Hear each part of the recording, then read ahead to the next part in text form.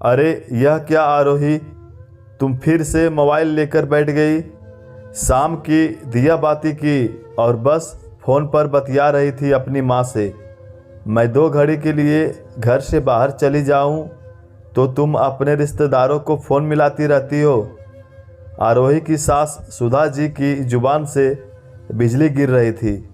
Phone रखते ही आरोही के दिमाग में उलझन हो गई थी।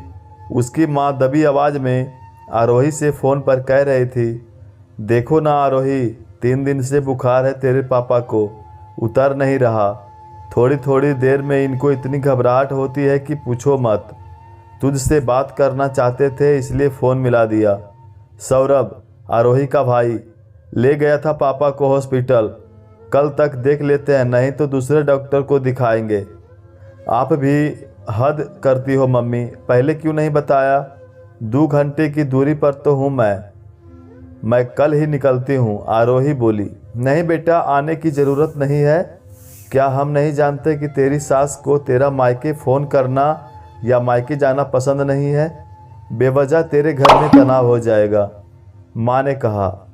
आरोही ने 2 मिनट अपनी माँ से बात कर फ़ोन रखा है था कि उसकी सास सुधा जी का घर में प्रवेश होता है और फिर उनका प्रवचन शुरू हो जाता है।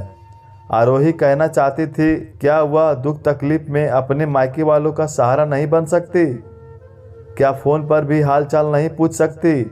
लेकिन संस्कारवश सामने कुछ न बोल पाती थी। तभी सासू माँ का फ़ोन धनधनाया। उधर से उसकी बेटी यानी आरोही की ननद जया का फ़ोन था। आरोही ने घड़ी की तरफ देखा। पूरे 40 मिनट हो गए थे उनकी सास को अपनी बेटी से बात करते करते। यह कोई आज की बात नहीं थी, हर रोज़ यूं ही बातों का सिलसिला चालू रहता। सारे रिश्तेदारों की खबर एक दूसरे को देती रहती। सुधा जी ने अपनी बिटिया से बात करके फ़ोन रखा। मन बहुत भारी हो गया, बेचारी बहुत थक जाती है ऑफिस का काम करके। उसकी सास भी बैठे बैठे ऑर्डर दे जाती है। सबसे आखिर में बेचारी खाना खा पाती है। सुबह 5 बजे उठती है, रात के 12 बजे बज जाते हैं काम करते करते। सुबह 5 बजे उठना होता है, ऑफिस जाना, आकर घर के काम, देर रात तक जागना। उसकी सास को समझ नहीं आता कि बहू भी इंसान है, मशीन नहीं। मूर्ख बर्दाश्त करो और सबसे आखिर में खाओ, जरा भी दया माया नहीं है उसकी सास को। सुधा जी ने अपने पति आलोक जी से कहा, अब तुम बताओ, क्या मैं तुम्हें अपनी बहू के प्रति दया माया ममता? तुमने तो अपनी बेटी का चेहरा 4 दिनों से नहीं देखा और उदास हो रही हो, जबकि रोज़ घंटा उससे फ़ोन पर बात करती हो। तो सोचो, बहू तो साल 1.5 साल से मायके नहीं गई।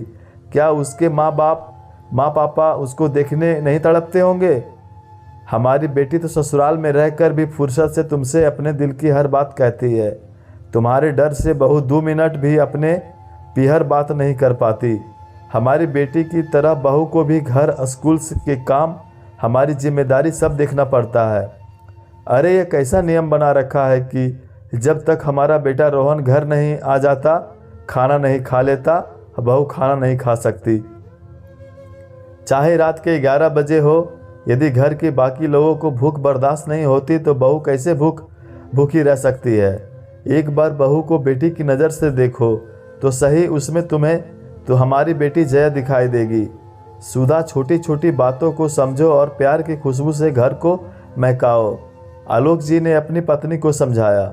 सुधा जी आरोही की आवाज़ देते हुए, आरोही कोई जवाब नहीं आया तो सुधा जी ने उसके कमरे में झांक कर देखा तो आरोही स्कूल का काम करते करते सो गई थी। सुबह 5 बजे से वो उठी जो थी। सुधा जी को अपनी बेटी की हालत याद आ गई। सुधा जी आरोही को जगाती हुई कहती है, आरोही उठो, चलो खाना खा लो। अरे सॉरी मम्मी जी, पता नहीं कब आँख लग गई। मैं अभी आप लोगों के लिए खाना परोसती हूँ। और रोहन आ गए क्या? आरोही बोली। रोहन को आते आते देर हो जाएगी, उसका फ़ोन आया था। मैं और तुम्हारे पापा जी तो खाना खा चुके हैं। कल से तुम भी हमारे साथ जल्दी खाना खा लिया करना। तुम्हें जल्दी उठना रहता है ना। और हाँ, कल हम सब चलेंगे तुम्हारे पापा जी की तबीयत देखने। 2 घंटे का ही तो सफ़र है, तुम चाहो तो उनके पास 2-4 दिन रुक लेना, उन्हें अच्छा लगेगा। चलो अब आओ जल्दी, मैं तुम्हारी खाने की थाली परोसती हूँ। इतना कहकर सुधा जी ने किचन का रुख किया, क्योंकि वह बहू के सामने आंसू नहीं बहाना चाहती थी। आरोही उन्हें आश्चर्य मिश्रित भाव से देखती रह गई।